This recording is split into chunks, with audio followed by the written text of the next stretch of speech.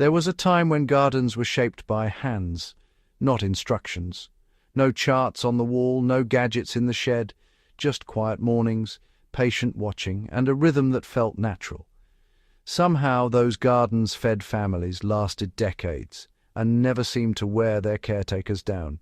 Today, we're told that better gardening means newer tools and faster methods, that if our energy slows, we need to compensate by working harder. But Grandma never believed that. She understood something deeply human, that the garden should support the gardener, not drain them. Her wisdom wasn't loud or written down, it lived in small choices, gentle habits, and knowing when enough was enough. In this video, we're bringing that wisdom back. Stay with me, because by the end, you'll uncover 10 forgotten gardening habits that quietly protect your strength, respect your body, and keep your garden productive without pushing you past your limits. And near the end, I'll share one subtle mindset shift, the kind that changes how you garden from this day forward, and one most people only learn after years of unnecessary strain. Welcome to Golden Garden Days. I'm John, and this channel is for anyone who believes gardening should feel steady, meaningful, and life-giving at every stage. If you enjoy simple guidance rooted in lived experience, subscribe and join us each week as we grow food, memories, and peace right where we are. Before we step into the soil, take a slow breath. Let the day settle. Gardening was never meant to rush you. Let's return to a way of growing that feels familiar, grounding, and quietly reassuring, the kind that feels like coming home. Trick number 10 begins with something almost too simple to notice, where your feet already go without thinking. Grandma never forced herself to walk farther just to feel like she was doing gardening right. She paid attention to her daily rhythm, the back door she opened every morning, the short path to the clothesline, the porch step where she paused before going inside. Those places weren't chosen for beauty. They were chosen because care would happen there naturally. Instead of separating life from the garden, she let the two blend together. When a plant lived along her normal path, it was seen more often. A drooping leaf didn't wait days to be noticed. A dry patch of soil didn't go ignored. Without planning to, she watered, pinched, or harvested simply because she was already there. That small closeness made all the difference. To try this, spend a day paying attention to your movement. Notice the places you pass without effort. The door you open first thing in the morning, the walkway you use in the evening, the spot where you stop and rest. These are powerful locations. Place herbs, greens, or one cherished plant right there. Not because it's perfect, but because it will be seen. If bending or reaching feels harder these days, keep the planting height comfortable. Containers, raised edges, or even a simple pot placed on a low table can turn a passing glance into easy care. When tending becomes part of your routine, instead of an extra task, consistency happens without strain. Here's a quiet truth Grandma lived by. Plants don't need perfect schedules, they need presence. The closer a plant is to your everyday life, the more attention it receives, even on days when energy is low. A few seconds of care done often is more powerful than long sessions done rarely. A garden that fits into your life doesn't demand effort, it earns it. And when the garden moves with you instead of against you, it stays alive longer, just like the joy that comes from tending it. Trick number 9 carries a lesson many people learn the hard way. When something in the garden didn't thrive, Grandma never blamed herself first. She didn't bend longer, stretch farther, or push her body past comfort trying to fix it. She paused, observed, and accepted that the plant might be asking for a different place. She understood that every garden has pockets of light, shade, warmth, and moisture that change throughout the day. A plant that looks weak isn't always failing. It may simply be uncomfortable. Instead of forcing herself to adapt to the plant's needs, she allowed the plant to tell her where it belonged. Begin by watching closely. A plant that droops even after watering, yellows without reason, or grows slowly compared to its neighbors is offering a quiet message. Rather than hovering over it, gently lift it and try a new location. Sometimes just a few steps, closer to morning sun, away from harsh wind, or out of constant foot traffic, is enough to bring it back to life. If lifting feels difficult, move the plant in stages, slide it onto a cloth or shallow tray and shift it little by little over a few days. There's no rush. Gardening doesn't reward speed, it rewards attention. Even container plants can be nudged into better light without strain. Here's the part Grandma never said out loud. A struggling plant isn't a judgment. It's information. It's the garden communicating, not criticizing. Learning to respond instead of react keeps both the plant and the gardener from unnecessary stress. And there's comfort in this truth. You are not the problem. The garden isn't disappointed in you. Sometimes all that's needed is a small change in position, a kinder spot where things can settle, recover, and grow the way they were meant to. Trick number 8 is about choosing with the heart instead of the calculator. Grandma never stood in the garden counting how much she could harvest. She thought about what would be missing if it wasn't there, a leaf she reached for while cooking, a scent that filled the air after rain, a flavor that carried her back to a different season of life. She understood that not every plant needs to earn its place by quantity. Some earn it by meaning. That's why she often grew just one row, one pot, or even a single plant of something deeply familiar. It wasn't about abundance, it was about connection. To try this, pause before planting and ask yourself a quiet question. What would I miss if I couldn't grow it anymore?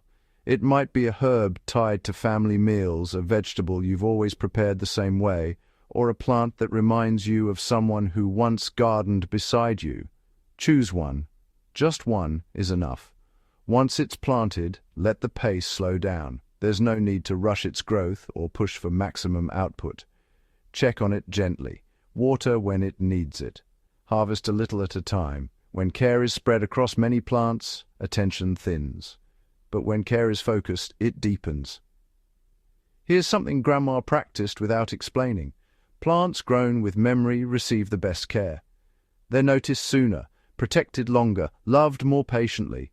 Not because they're productive, but because they matter. And that's the quiet wisdom here.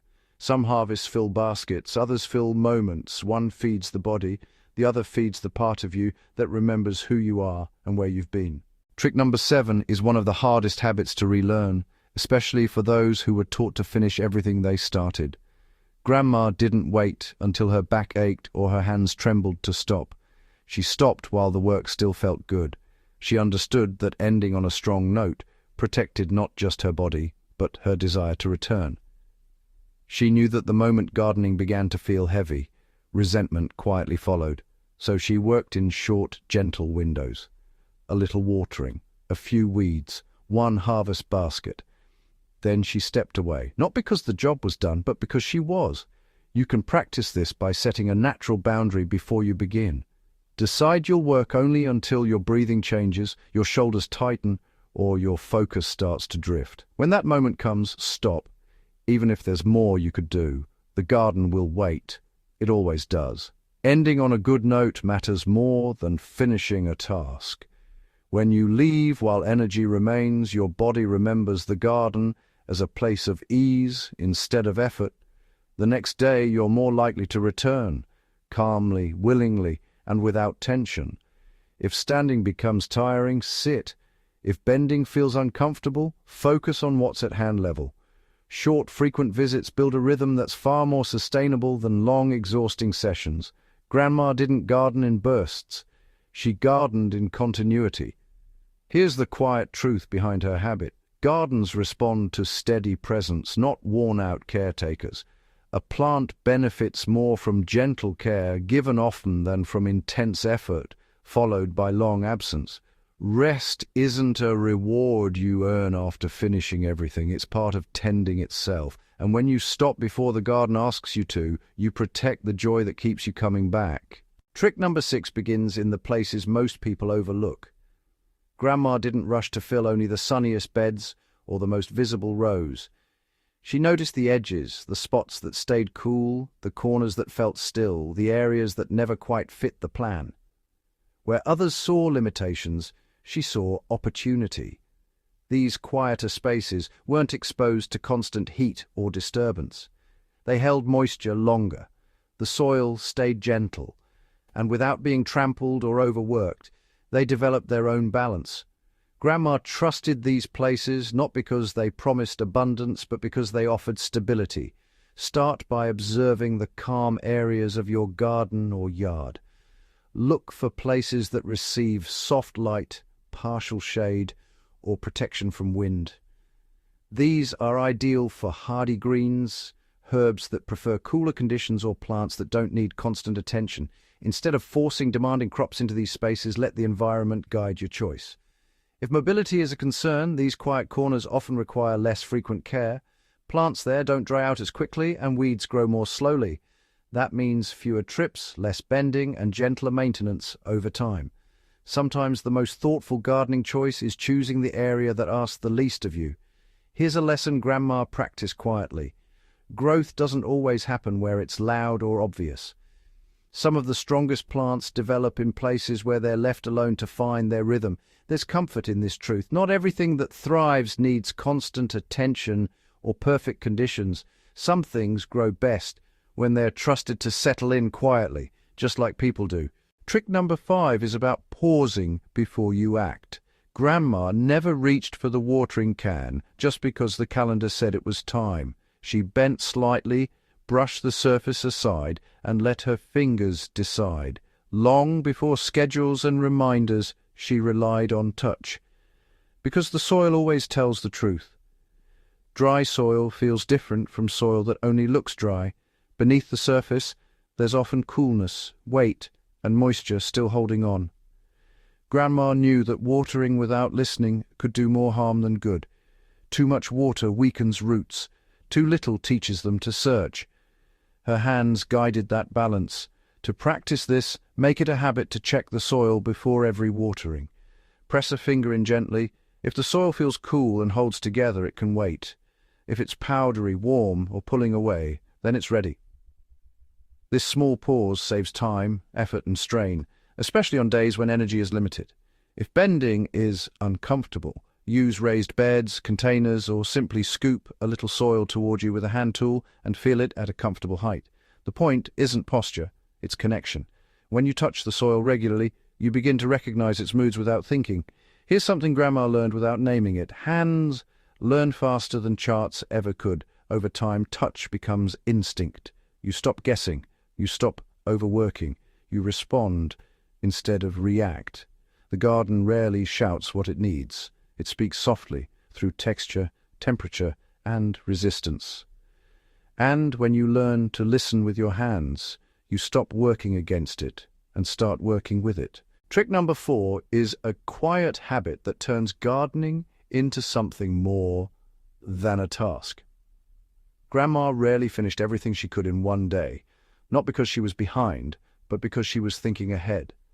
She believed the garden should always offer a reason to come back. Instead of pushing through until every job was crossed off, she chose one small thing to leave untouched. A row not yet thinned, a plant waiting to be harvested, a corner that could be tidied later. That unfinished piece wasn't neglect, it was an invitation. You can practice this by intentionally saving one gentle task before you step away. Make it something simple and approachable, nothing heavy or demanding. This keeps the garden open-ended, not closed off. Tomorrow doesn't feel like work waiting for you.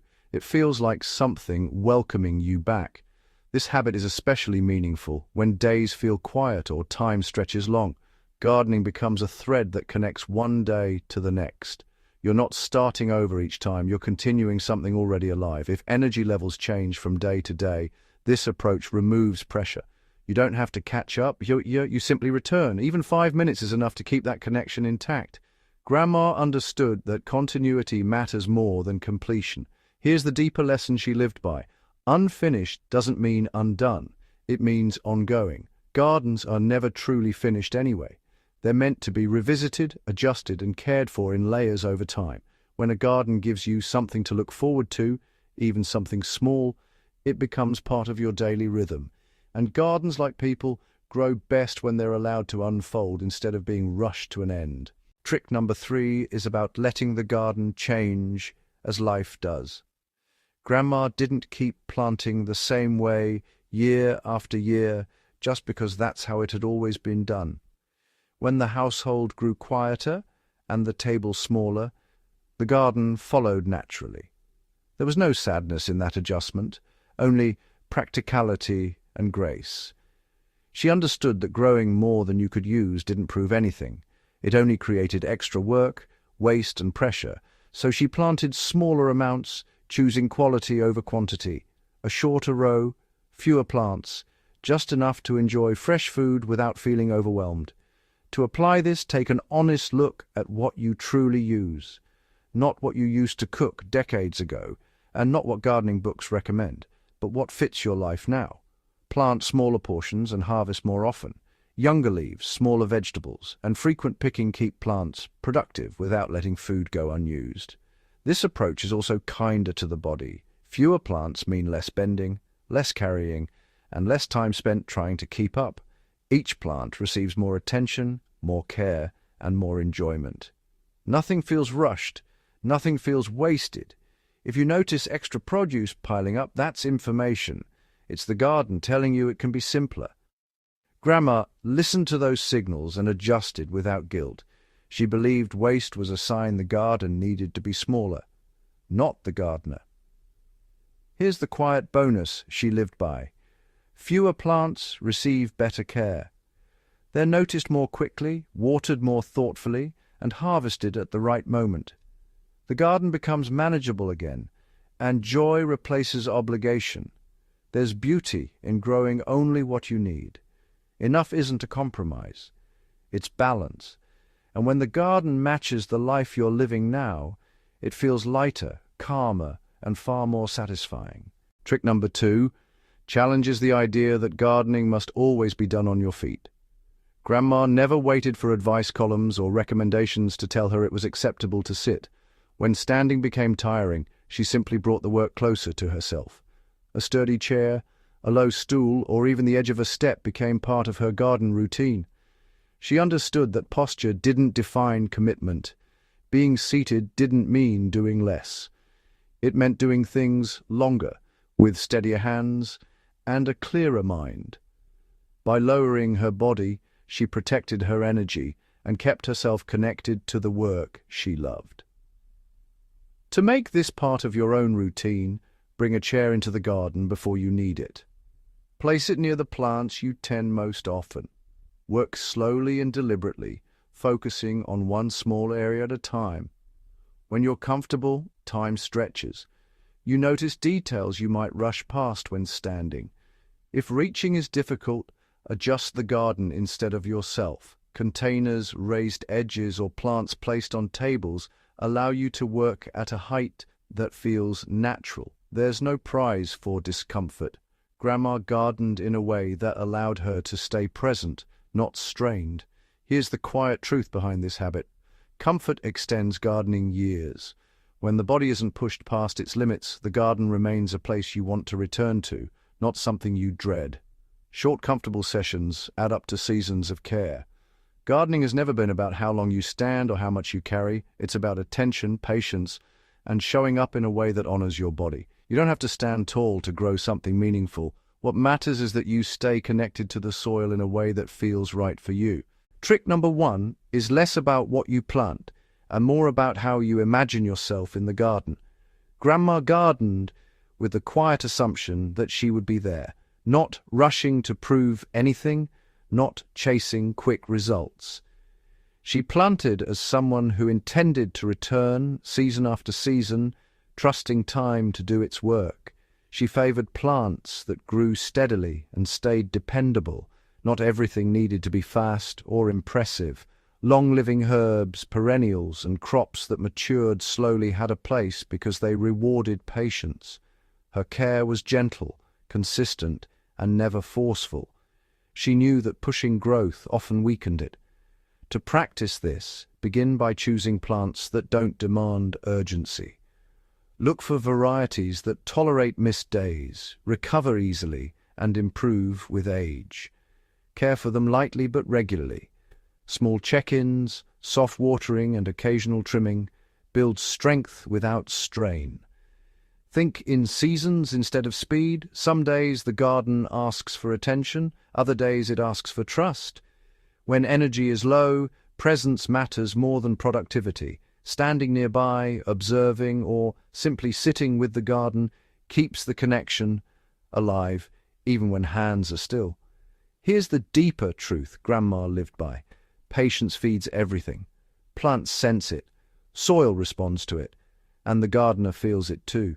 When you stop measuring progress by how fast things grow, the garden becomes calmer and more forgiving. Gardens thrive when they're loved without hurry.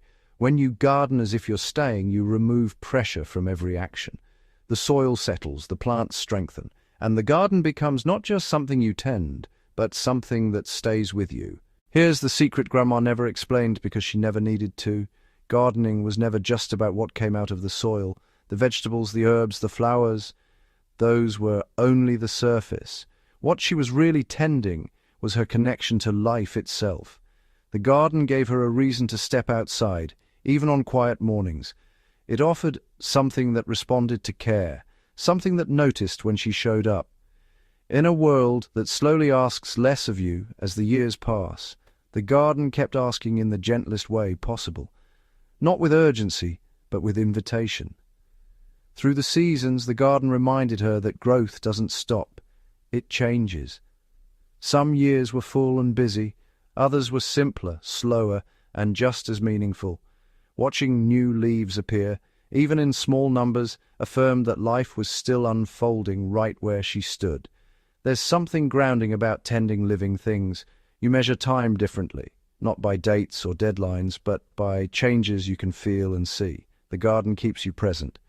It gives structure to days without pressure, and it offers quiet companionship that doesn't demand conversation. That's the part most people miss. Gardening keeps you connected to the rhythm of seasons, to your own body, and to the simple act of caring for something beyond yourself. Food was a gift, yes, but the real harvest was belonging. What you've just heard aren't shortcuts or clever techniques meant to impress. They're quiet ways of moving through the garden and through life with care. Each habit reflects an understanding that tending something well begins with tending yourself. These approaches were shaped by years of observation, adjustment, and patience, and they remain just as relevant today as they were decades ago. Gardens don't ask us to rush or prove anything. They respond to steadiness, attention, and kindness. When you adopt even one of these practices, the work feels lighter. The garden becomes less about tasks and more about presence, and over time, that presence adds up to something deeply sustaining. If this time together brought you a sense of calm or recognition, consider giving the video a like and joining us here by subscribing. Golden Garden Days is a place for those who believe gardening should support your life, not compete with it. I'd love to hear from you. Which of these habits felt familiar, like something passed down through memory or experience? Your stories matter, and sharing them keeps this wisdom alive. Until we meet again, take care in small ways. Let the soil ground you, let the garden meet you where you are, and let each day unfold gently, one golden moment at a time.